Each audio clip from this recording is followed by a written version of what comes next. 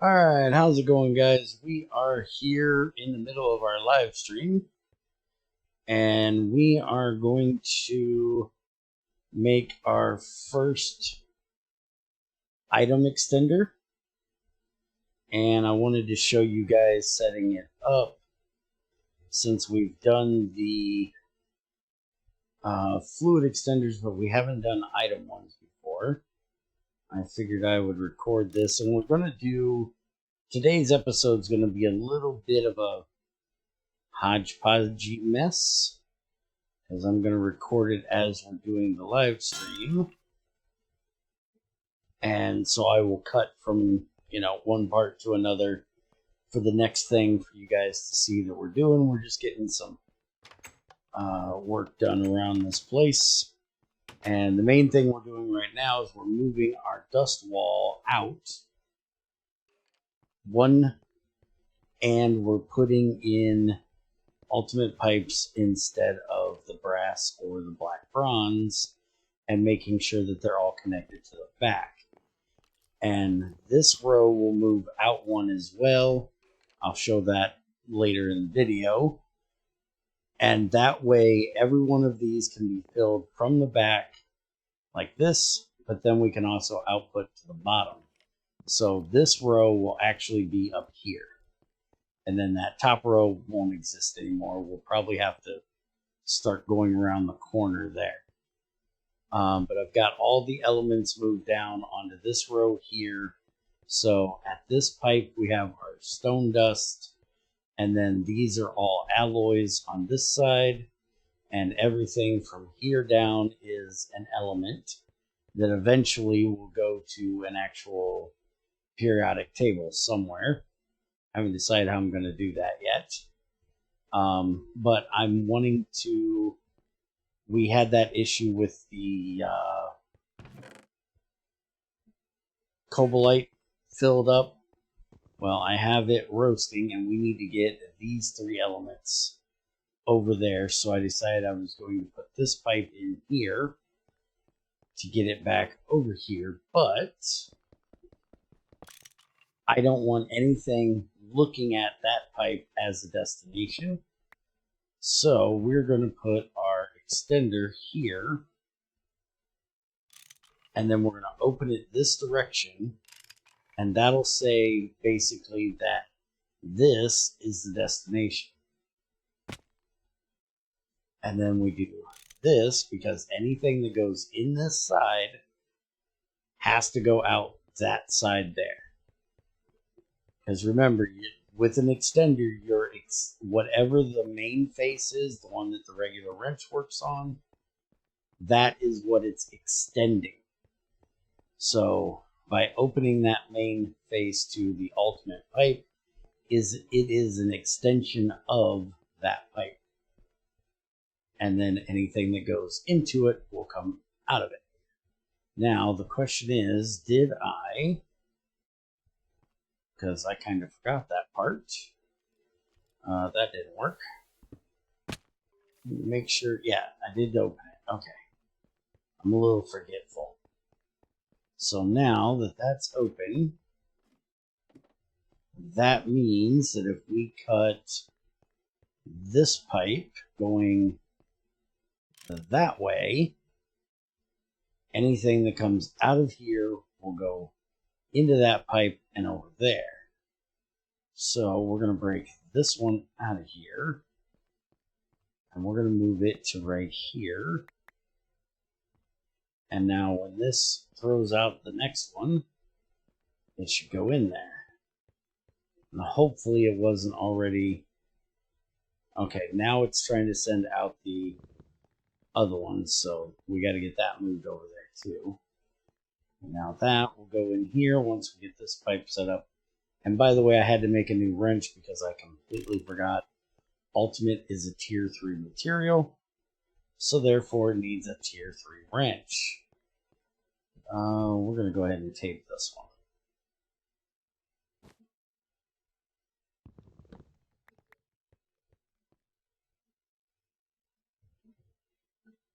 And then we can move this here. Cut that. I don't know why these don't stack. That one's brass. Ah, that one's lead. That's why they don't stack. Alright, so now we just want to do this. That'll connect that up. And then we can do this, so it'll connect to it. And now I'm going to go work on the getting all the fluorites taken care of that we discussed a few episodes ago. So I will...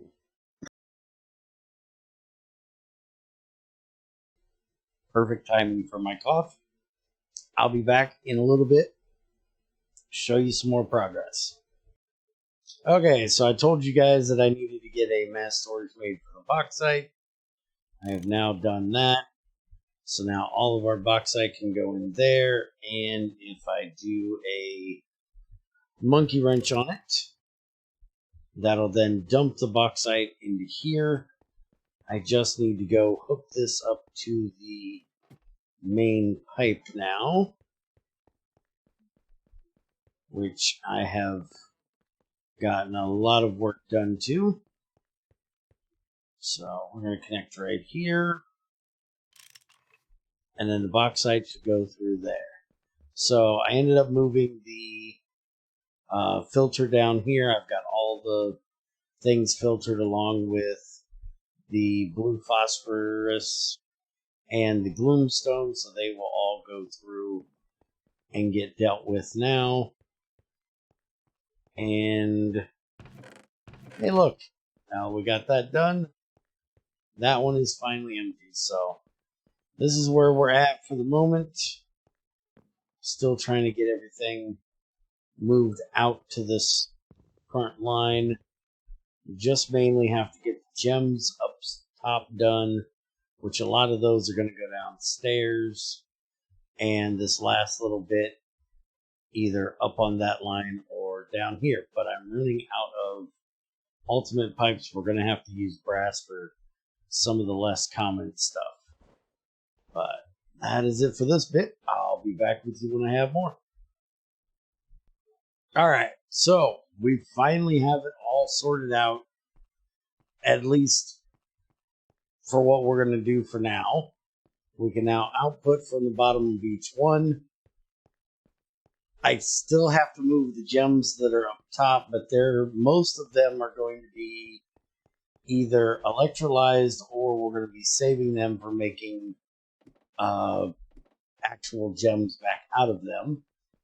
And I did some work down here in the basement, getting more of this dug out, because I'm going to start putting, like, we have all of this is going to the roaster, all of this is going to be going to the centrifuge. I'm going to set up another bank of them over here, which will be for electrolyzing and acid production. So those are going to go in there. Next time I decide I want to start sorting these out, which will probably be next time when I get to either the electrolyzing or the acid stuff. And now we're going to go work on getting our water over here, our spring water. So I will be back after we get that set up. Okay, so we're over here at our hot water springs that we found, and Greg has now informed me, because I tried to put a normal fluid pipe here, a normal rubber one, that the way the water's compressed now, or the fluid's compressed now, you will need at least a full bucket. So a normal fluid pipe will not work. I had to use a large, because if we look at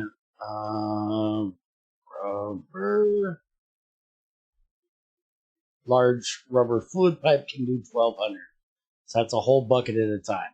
If it wasn't pressurized, it would be able to do the 125 that comes out apparently, and would be able to do that in a normal one. But apparently he has changed how they work now. So when you first find them, you will definitely need a large rubber or better fluid pipe. So we now need to set up our miniature nether portal, and I'm going to have it come, instead of the bottom this time, let's go this way. Thanks to a zombie, I have a match, and we can, this is not, oh, it is going to connect, okay. So that's going to connect there, and we should be able to connect this one back to the gas one on the other side. Give me a second, I'm going to jump over there and go look. But we should be able to do that. I do need to get the coordinates of this one so I can go set up the other one. So 603 negative 603 and positive 1451, and I'll have to divide both of those by 8, and that'll give me the coordinates in the Nether. I'll be back with you guys when I get that part set up. See you in just a bit. Alright, we are here finally, so we needed to go to negative 75, 81. So there we go, and apparently you can put these out by lighting them on fire again. I did not know that. So now it says it's connected to negative 604, 1451, which is roughly the same number because I was off by a block. So that one was coming in from, I do believe, that side. So if we put a pipe here, nope, must be the other side. That's not a pipe. That's a crate. There we go. So now it says it's empty. Why does it say it's empty? There should be water in that pipe. So now I'm going to have to go check the other side and see why it's empty. But that will be my connected. I need to chunk load this, which I did forget to show you guys. I chunk loaded the other one, because you have to chunk load both sides. Now I gotta go figure out why there is no water coming through here.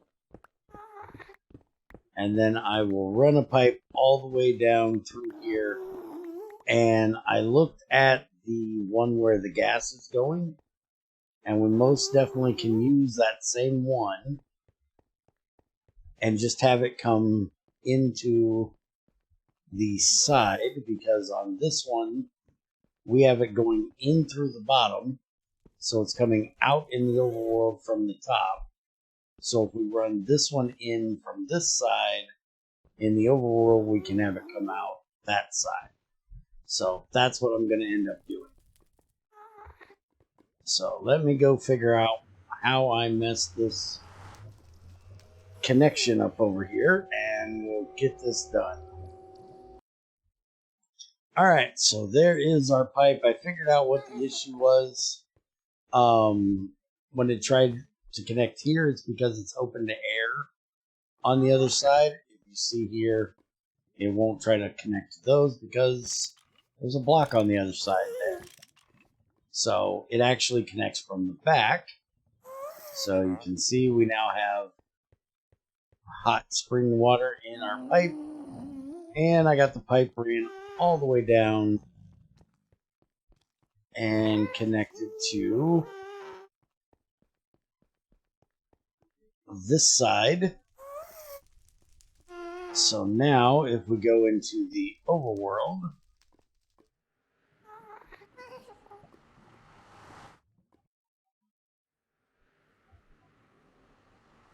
and go back where the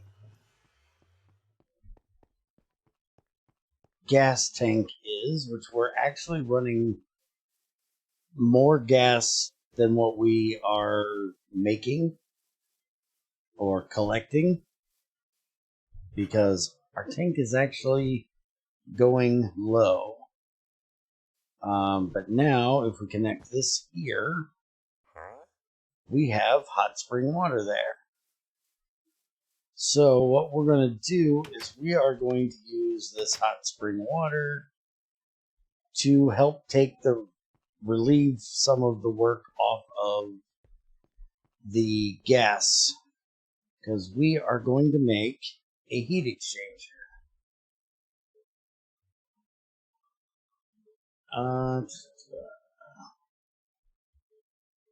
There we go. So there's a Invar one that'll give us 16 heat units, and there's a tungsten one that'll give us 128. Tungsten steel, 128. Tungsten hafnium carbide that'll give us 256. Then there's the dense Invar that'll give us 64. 512 for the tungstens and 1,000 for the THC. And then you have the large heat exchanger, which, you know, a butt ton. So we have a dense burning box that's doing 64, so we should probably do a dense heat exchanger. I just don't know if we can keep that much spring water going through without upgrading the pipe. So we're going to need 2 large copper pipes, a reinforced Invar machine casing, a dense copper plate, and 4 quadruple lead plates. So I'm going to get this made. That reinforced is made out of quadruple Invar. So it's going to take 26 Invar just for that part. I have it. I just got to get it banged together. And I also have to make the dense plate. Which, can't I do those now in the rolling mill? I have to have a solid block of copper. So if I use a basin, how much is that? It's 144 ticks for that. The compressor is 144 ticks. So it's exactly the same as using the compressor, but I don't have to hook up. I don't have to start the boiler. So I might as well just do that. So let's make I might have a basin. Let me see if I have a basin. There we go. There's a basin. Let's hook this up right back here. And I'm going to need a faucet. I'm just going to steal this one for the moment.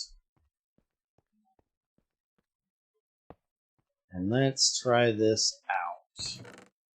I'm not going to use those. I'll go get dust. And we'll just make us a solid block of copper.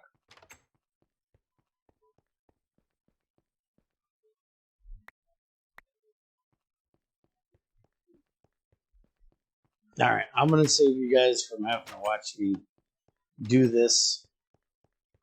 Well, unless you're actually in the stream at the time. If you're in the stream at the time, you get to watch me sit here and stare at this thing. But I'll be back when I get all this banged together. Alright, so there is our reinforced Invar casing we need. And I got my block of solid copper out. So let's throw that in here. And I don't remember if I told you guys earlier in the video, it's been a long stream, but I had to make a ultimate wrench for the ultimate pipes. And from all the pipes that I've made, I've kind of broke one of my wrenches, so I just went ahead and put the other wrench in here, and I'll just use this ultimate one for now. And man, that is a way quicker to get that dense plate than waiting on that compressor to heat up. Alright, so there is our heat exchanger. So now, the only bad thing about this is the only way to shut this off is just like currently we're shutting these off manually with the pipe. It's the same exact thing with the heat exchanger, except that's the only way you can shut off a heat exchanger is by cutting the flow of fluid into it. There's no other way of doing it. So what we need to do is, first off, we need to get the gas burning box out of here. And normally I wouldn't care too much about wasting a bit of gas, but we're kind of running low, so I'm going to go grab the gas nozzle, and I did not make food yet. I even got done saying earlier, I need to make some damn food. Holy shit.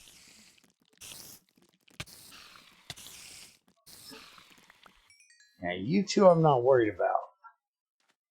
It's all the skeletons over there that might shoot me and hit me with a nasty arrow that I don't want to talk to. So let's just get the hell out of here quick.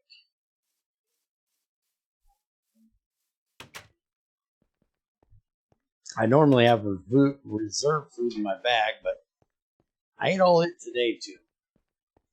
Been a hungry man today. Alright, so let's go ahead and break this out. And for right now, we're just going to cut the pipe. We're not going to remove it, because we're kind of doing testing. This is the first time I have used this hot springs water. So this should now be empty. Let's get our wrench. We'll pop it out of there. And we'll put our heat exchanger in here. And we want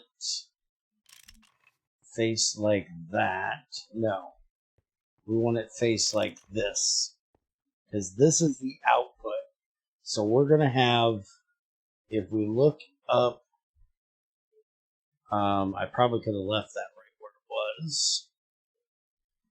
And if we look up our hot spring water here, which that's the wrong one, we need this one.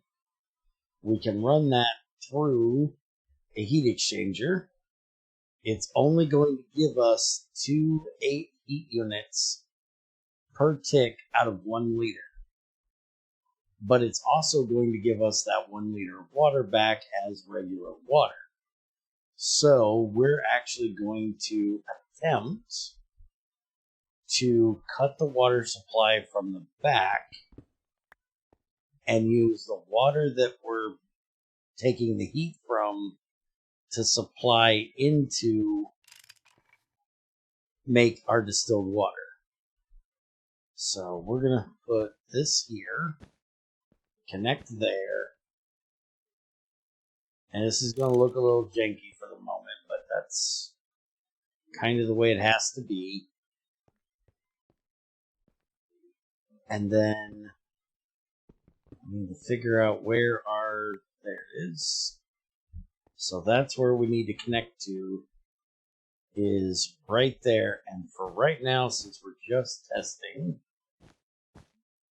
I'm going to run this right across the walkway here. And I'm out of those pipes. I do have some large left. Let's go ahead and just use them. I'm not going to put them in the middle though. And then I will clean this up and make it look all kinds of prettier later, if this actually works the way I'm hoping it's going to.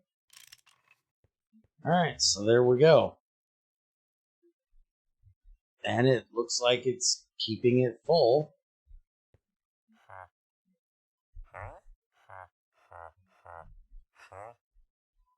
We'll see how well that stays, but yeah, don't look bad. And then there's one last thing that I want to try with this. Let's put that one back in there. Because I have tried to pick this up with a bucket. I have tried to pick this up with I think I tried picking it up with one of them. I'm going to try a jug now. I want to be able to pick up some of this stuff. But I need to get some food before I do anything. Let's just grab something we can shove in my gullet for a minute. I ain't dying of hunger here. Alright, do I have any more jugs that are empty? This one is empty.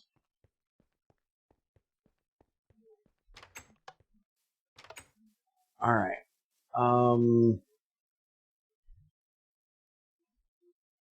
I would need a tank to put this in. Because I don't think I can hook.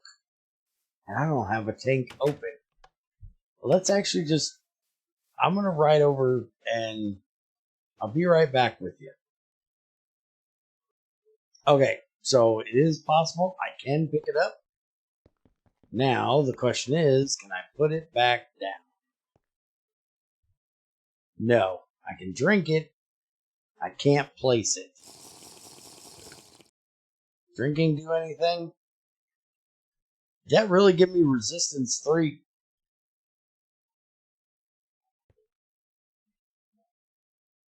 I think that gave me resistance 3 for drinking it. I'm going to carry one of these around with me. I wanted to make a hot tub. But if I can't place the stuff, I'm not going to be able to make a hot tub. So I guess the next thing is we make a BuildCraft floodgate and we see if we can pipe the water into the floodgate and then pump it out through the floodgate into the world and see if we can make a hot tub with that. But that is going to be it for today. Hope you guys didn't mind the bit of a hodgepodge episode, but I wanted to show you some of the things that we were getting done during the live stream and didn't feel like doing it as a review afterwards. So I am going to go finish up the stream, and I will see you guys next time when we will be setting up and processing our columbite to get niobium, well, niobium pentoxide, that we will then be able to turn into niobium. So we can make our first couple crucible upgrades. Have a good one. I'll see you next time.